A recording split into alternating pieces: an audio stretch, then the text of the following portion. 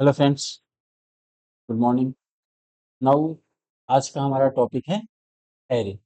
तो पिछले क्लास में हम लोगों ने एरे के थ्योरेटिकल कॉन्सेप्ट जो भी थे वो हम लोगों ने देखा था। और ऑलरेडी और एरे के जो मोस्टली थ्योरेटिकल कॉन्सेप्ट आप लोगों ने फर्स्ट सेमेस्टर में भी देखे ही हैं। कुछ प्रोग्राम्स भी हम लोगों ने बनाया था फर्स्ट यूनिट में भी।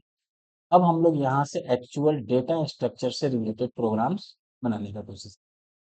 तो यहाँ से अब हम लोग देखते हैं एरे, और एरे के कौन कौन से प्रोग्राम्स हो सकते हैं डेटा स्ट्रक्चर में, यानी डेटा को कैसे मैनेज किया जा सकता है। उन चीजों को अब देखेंगे। हाँ, तो सबसे पहले देखते हैं हम लोग की क्रिएशन ऑफ एरे, यानी एरे को क्रिएट कैसे करेंगे। तो एरे को क्रिएट करने का मतलब क्या है कि सिंपली जब हम कोई एरे बनाते हैं तो एरे को कैसे क्रिएट करते हैं ये ऑलरेडी आप लोग जानते हो कि हम एक इसका जो सिंटेक्स होता है कि हम लोग डेटा टाइप देते हैं, फिर एरे का नाम देते हैं और सब्स्टिट्यूट वेरिएबल में उनका साइज देते हैं। ऑलरेडी पहले से हम लोगों ने किया हुआ है, जैसे इंट ए 10। अब अगर इस तरह का कोई एरे है और हमको ऊपर से लेके लास्ट तक जहां तक हमारा डेटा है वहां तक अगर हमको ट्रेवर्सल करना हो, यानी एक एक डेटा को पॉइंट करना हो, तो उसके लिए हम लोग ट्रेवर्सल करते हैं। ट्रेवर्सल इस तरीके से किया जा सकता है, traversal of an array, like as we have seen that the element of an array can be referred subscripting its offset। मतलब सबस्क्रिप्ट करके आप बेस एड्रेस जो भी होता है एरे का, वहां से सबस्क्रिप्ट वेरिएबल आपका सिंपली आप समझ सकते हो कि इंडेक्स का यूज करके हम लोग डेटा को पहले के डेटा से लास्ट तक या फिर लास्ट से पहले तक रिवर्स कर सकते हैं। रिवर्सल के लिए सिंपली हम लोग एक लूप का यूज करते हैं, जो लूप हमारा जीरो से शुरू होता है और जहां तक डेटा हमारा है, जितने नंबर्स है, मान लो 10 डेटा है तो 10 से कम यानी 9 तक, 20 डेटा है तो 20 से कम यानी 19 तक। इस तरीके से हम लोग एक लूप चलाते हैं और अपने एरे को प्रिंट कर सकते हैं। तो ये ऑलरेडी आप लोगों ने पहले से किया हुआ है।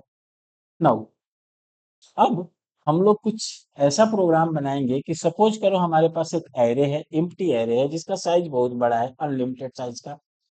अब उसमें हमें डेटा इंसर्ट करना है अकॉर्डिंग टू पोजीशन, मतलब किस पार्टिकुलर पोजीशन पे ऐड किया जाए, इस तरीके से। तो उसके कुछ प्रोग्राम्स हैं, उनको हम लोग देखते हैं। Now insertion in an array, अगर किसी एरे में आपको इंसर्ट करना है डेटा को, तो एक तो हम लोग जो अभी तक का प्रोग्राम पढ़े हैं उसमें क्या होता था कि सिंपली हम लोग एक बार लूप चलाते थे, स्कैनफ करते थे, उतना डेटा ले लेते थे। लेकिन अभी हमको वैसे नहीं करना है। अभी हमको इस तरीके से देखना है कि अगर किसी ने बोला कि भाई ये डेटा लो, पांचवें पोजीशन पे ऐड करो तो पांचवें पे ऐड होना चाहिए, पहले पे ऐड करो तो पहले पे ऐड होना चाहिए, यानी according to their positions data को ऐड करना है। ठीक है। मीन्स इंसर्टिंग अ वैल्यू का मतलब क्या हुआ, accumulating a new value at a certain position, मतलब किसी पार्टिकुलर पोजीशन पे, और जो भी एग्जिस्टिंग वैल्यू है उन्हें एडजस्ट करके, बॉटम की तरफ एडजस्ट करो या टॉप की तरफ, बेसिकली बॉटम की तरफ एडजस्ट करके।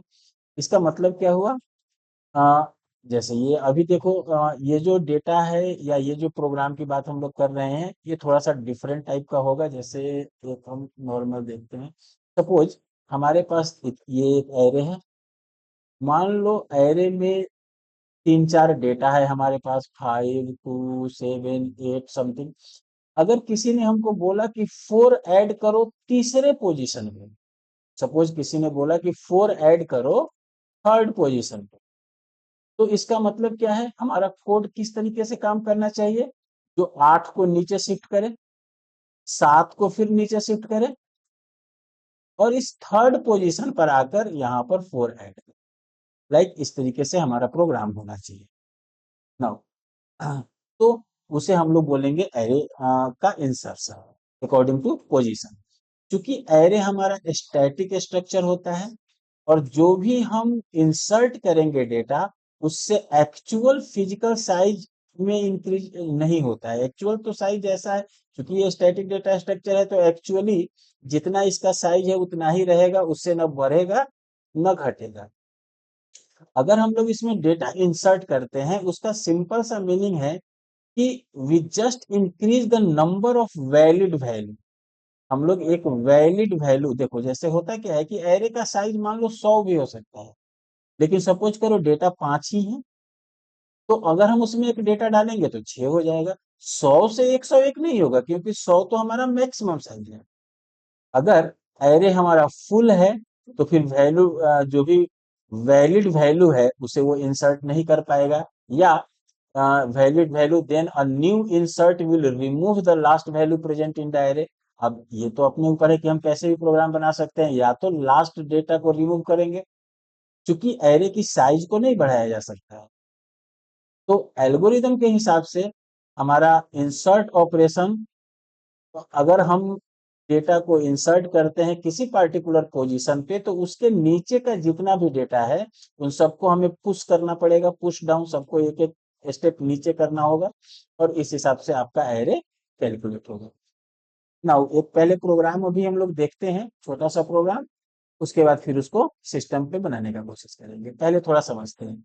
यहाँ पर एक प्रोग्राम का एग्जांपल लेते हैं, बाकी जब सिस्टम पे हम लोग प्रोग्राम बनाएंगे तो वहां पे दो तीन तरीके से बनाने का कोशिश करेंगे। पहले देखो, एक प्रोग्राम देखते हैं। इंसर्ट का फंक्शन आप कैसे लिखोगे? ये इंसर्ट का फंक्शन है, मान लो ये ए नाम का हमारा एरे है जिनका साइज अनलिमिटेड है, बहुत बड़ा साइज है। इंट स्टार एन, ये वैलिड डेटा का साइज है। अभी हमारे एरे में अगर 5 डेटा है तो 5 है। अब इसको स्टार करके क्यों लिया गया? यहाँ पर लिया गया है इन्हें कॉल बाय रेफरेंस के द्वारा, क्योंकि जैसे ही एरे में हम एक डेटा, एन हमारा क्या डिनोट करता है कि एरे में वैलिड वैल्यू कितने हैं। अगर एरे का साइज 100 है और वैलिड वैल्यू 5 है, तो एन का वैल्यू 5 होगा। जब हम इसमें इंसर्ट करेंगे एक डेटा तो एन का वैल्यू 6 हो जाना चाहिए, यानी एन का वैल्यू बढ़ना चाहिए। तो चूंकि एन का वैल्यू बढ़ेगा और घटेगा, जो ओरिजिनल में रिफ्लेक्ट होना चाहिए, इसलिए हम इसे कॉल बाय रेफरेंस के द्वारा कॉल कर रहे हैं। और एक है वैल्यू, जिस वैल्यू को डालेंगे, और एक है पोजीशन, जिस पोजीशन पे डालेंगे। तो अब हमारा काम क्या है? सबसे पहले तो हम एक वेरिएबल ले लेंगे जे। उसके बाद हम अपने पोजीशन को चेक करेंगे कि क्या पोजीशन 1 से छोटा है। अगर 1 से छोटा है तो पहला पोजीशन से पहले तो हम वैल्यू नहीं डाल सकते हैं ना, क्योंकि वो इनवैलिड वैल्यू हो जाएगा। तो उस केस में पोजीशन नॉट फाउंड देगा। या अगर हमारा पोजीशन, मान लो हमारे पास 5 डेटा है, तो कोई 5 + 1 यानी 6 छठे पोजीशन पे डेटा इंसर्ट कर सकता है। अगर हमारे पास एक डेटा है तो आप पहले पे इंसर्ट कर सकते हो या दूसरे पे कर सकते हो। अगर दो डेटा है तो दूसरे पे कर सकते हो या तीसरे पे कर सकते हो। अगर 3 डेटा है तो तीसरे, पहले पे कर सकते हो, दूसरे पे कर सकते हो, तीसरे पे कर सकते हो, चौथे पे कर सकते हो। यानी जितना डेटा हमारे पहले से प्रेजेंट है उससे एक ज्यादा तक आप ऐड कर सकते हो। यानी जो भी पोजीशन दिया गया, अगर वह पोजीशन आपके पास जितना वैलिड डेटा है उससे एक ज्यादा है, एक ज्यादा है तब तो ठीक है, लेकिन उससे भी बड़ा है तो फिर हम कह देंगे सिंपली पोजीशन नॉट फाउंड, क्योंकि पोजीशन नहीं है। क्योंकि हमारे पास पहले से वैलिड डेटा 5 ही है और आप कह रहे हो 8वां पोजीशन पे डालने का, तो कहाँ से पॉसिबल हो? ठीक है, तो ये तो पहले हम लोगों ने कर लिया। अब जो भी पोजीशन दिया गया, मान लो अगर बोला गया कि थर्ड पोजीशन पे ऐड करना है, तो तीसरे पोजीशन से लेकर लास्ट पोजीशन तक जितना डेटा है सबको एक एक नीचे खसकाना पड़ेगा।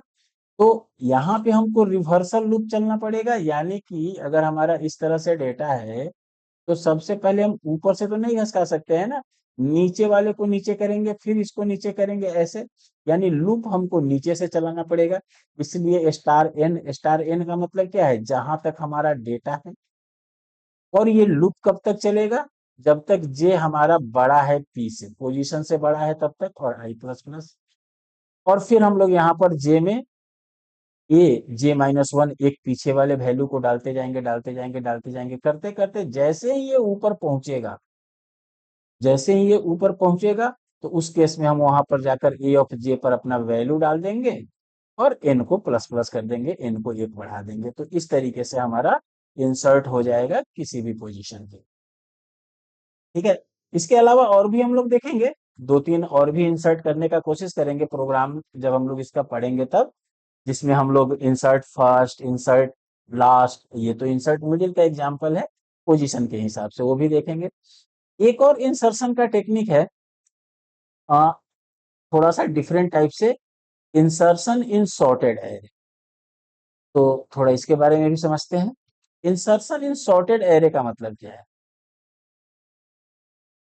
आ, जब भी हम कोई भी वैल्यू अगर एरे में इंसर्ट करें, तो सॉर्टेड एरे का सिंपल सा मीनिंग ये होता है कि हमारा एरे ऑलरेडी सॉर्टेड होने चाहिए पहले से।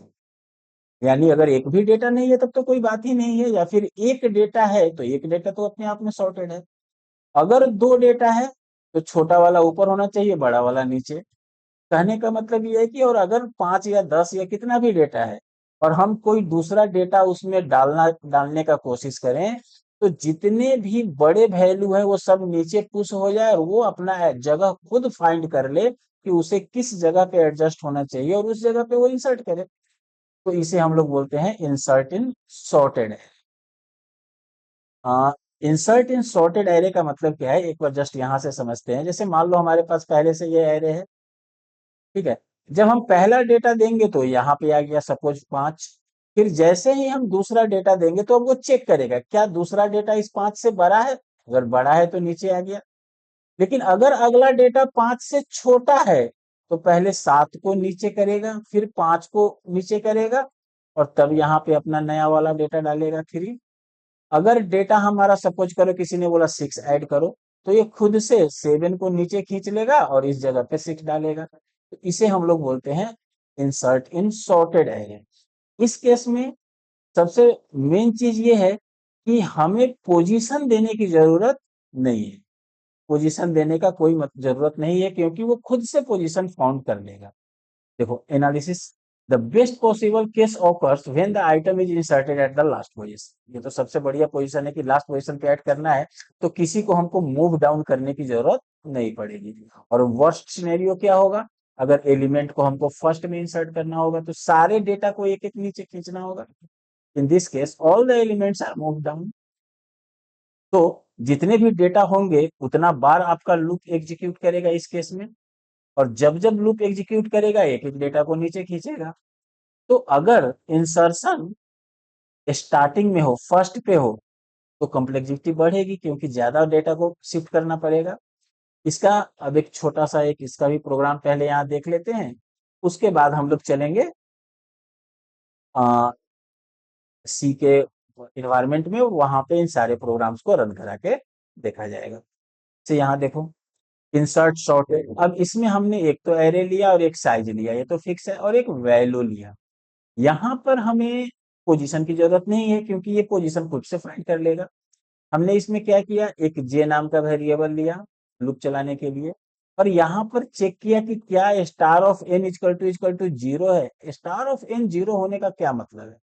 इसका मतलब ये है कि आ, आपके पास पहले से एक भी डेटा नहीं है। तो जब पहले से एक भी डेटा नहीं है तो सिंपली जो डेटा आया फर्स्ट पोजीशन पे आया और हम एन को प्लस कर दिए, रिटर्न कर लिए, यहीं पे प्रोग्राम बंद हो गया। लेकिन अगर हमारे पास एक भी डेटा है तो उस केस में हम क्या करेंगे, J is equal to star of N minus one, यानी जो पहला डेटा है, ठीक है। मान लो हमारे पास एक डेटा है तो जे की वैल्यू कितनी हुई, 0, क्योंकि 0th इंडेक्स पे वो डेटा है हमारा।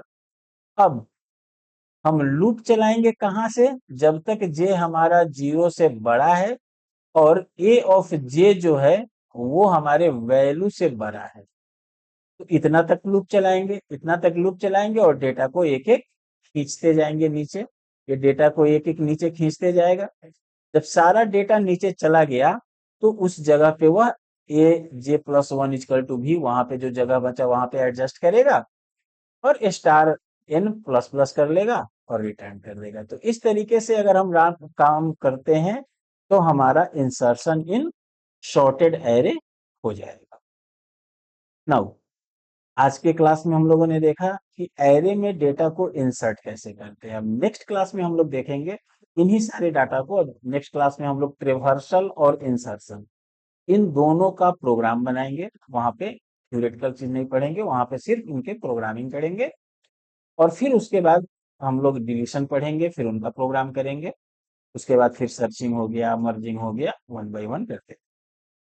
ठीक है, तो आज के लिए इतना ही। Thank you. अभी आप लोग एक काम कर सकते हो, जो प्रोग्राम हमने या जो कॉन्सेप्ट हमने अभी बताया, इसे आप खुद से अप्लाई करने का ट्राई करो। वैसे हम जब पढ़ेंगे तो इसका मेनू ड्रिवन एक प्रोग्राम बनाएंगे और उसी में सारे कॉन्सेप्ट को इम्प्लीमेंट करके देखेंगे। ठीक है। Thank you.